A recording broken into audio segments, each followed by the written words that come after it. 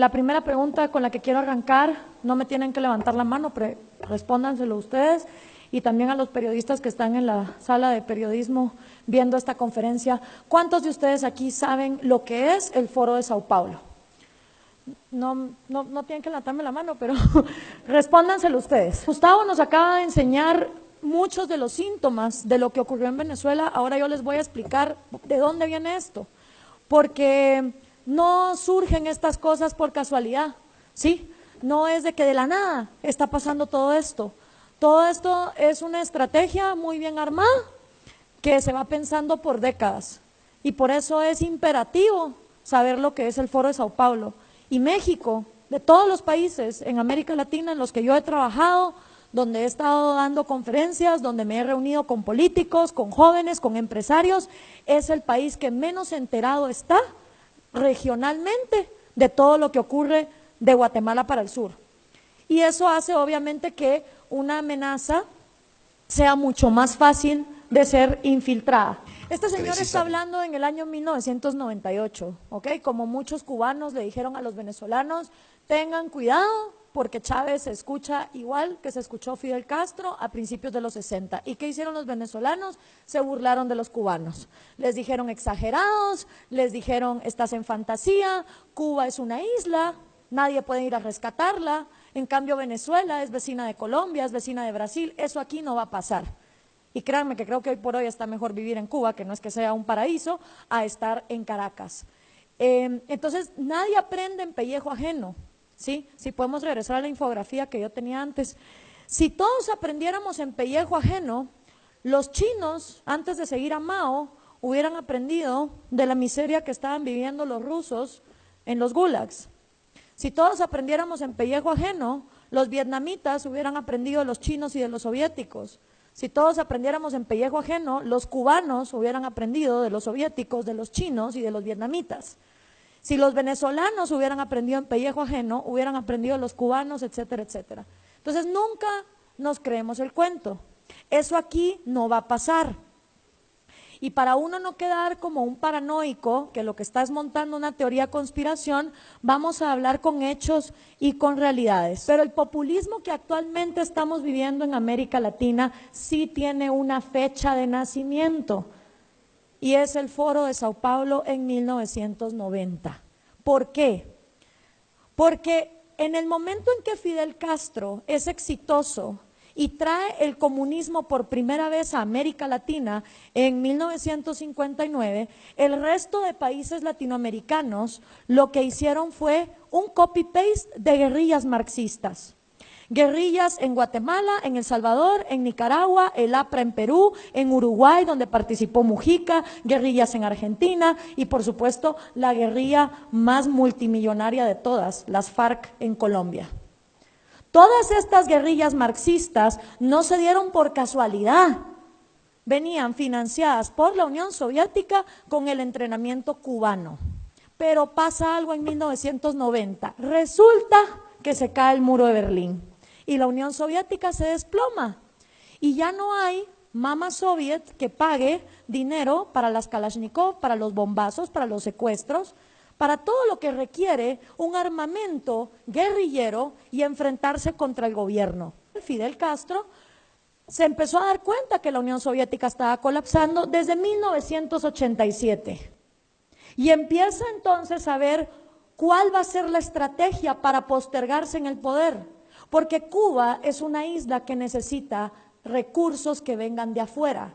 Y si no iba a estar la Unión Soviética, ¿cómo iba a sobrevivir Castro en el poder?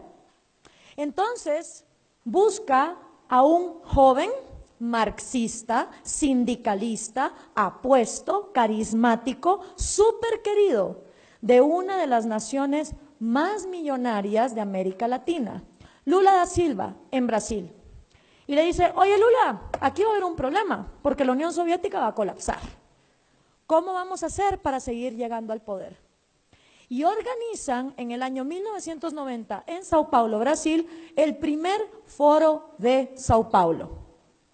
Y en ese primer foro de Sao Paulo asisten todos los partidos comunistas, todos los guerrilleros marxistas, todos los sindicalistas de izquierda de la región latinoamericana. ¿Qué significaba esto? Que si tú eras comunista, en lugar de agarrar un fusil e irte a la montaña, podías formar tu partido, presentarte a elecciones y que la gente te votara. Hay un pequeñito problema.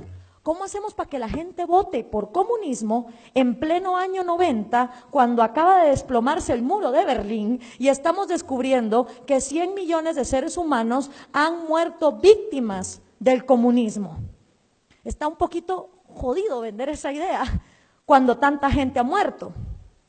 Entonces había que encontrar una manera de manipular la democracia para poder llegar al poder. Aquí la lucha no es violenta, no se trata de andar matando gente, ni de irse al monte en una guerrilla. Aquí de lo que se trata es de hegemonía cultural, o sea, lavar cabezas. Lo que tienen que hacer los comunistas es lavar cerebros. ¿Lavarlos dónde? En el cine, en el teatro, en la música, en la escuela, en la iglesia, en la casa, en la familia, en las conversaciones, en las tertulias, en los clubes de lectura, en lo que se lee. Y esa hegemonía cultural gramsciana es la que agarra el Foro de Sao Paulo en 1990 para manipular la democracia. Y ahí es donde el populismo, es decir, hablar de cosas gratis, cuando gratis no hay nada en esta vida, alguien lo tiene que producir, hasta el día que no se empiecen a crecer hospitales en los árboles, ¿sí? Dividir a la sociedad con odio, acabar con las instituciones y todo el manual que ya don Gustavo nos habló. El Foro de Sao Paulo se reúne todos los años, desde el año 90. La última vez que se reunió en México fue en el año 2012. El primer presidente que ponen en el poder es Hugo Chávez, lo cual es una excelente noticia para Cuba, porque justamente el peor periodo de hambre y miseria que los cubanos han vivido es de 1990 a 1998, el famoso periodo especial. Y hasta que no entró el petróleo venezolano a reemplazar a mamá soviética, los cubanos estaban muy mal. Y ahora que el petróleo se desplomó, próxima parada, Colombia, porque el dinero de las drogas de las FARC es un excelente reemplazo del petróleo. Estos socialistas no piensan en décadas, piensan en siglos y están actuando por siglos. Entonces, si uno no comprende la magnitud regional de cómo está esta gente organizada, no la van a poder combatir. ¿Quiénes acudieron? De Cuba el Partido Comunista, de Colombia las FARC, de Nicaragua obviamente el Frente Sandinista, de Guatemala la URNG, de El Salvador el FMLN y de México, oh sorpresa, el PRD. Y ese es un gran reto para ustedes, porque a partir del año 2015, Morena también es miembro del Foro de Sao Paulo. Pero el PRD es miembro del Foro de Sao Paulo desde que López Obrador estaba en el PRD. Entonces, yo en su lugar no sé qué haría, pues. No, se los digo de verdad, porque si un partido hoy por hoy es miembro del Foro de Sao Paulo, lo que le está diciendo al mundo es: el socialismo del siglo XXI es la vía. La dictadura venezolana es lo que hay que emular. Vamos para allá.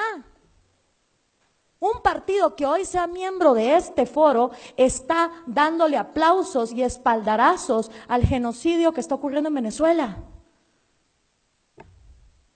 Y si ustedes salen a decir, Morena es miembro del Foro de Sao Paulo, ¿qué van a hacer cuando les digan y el PRD también?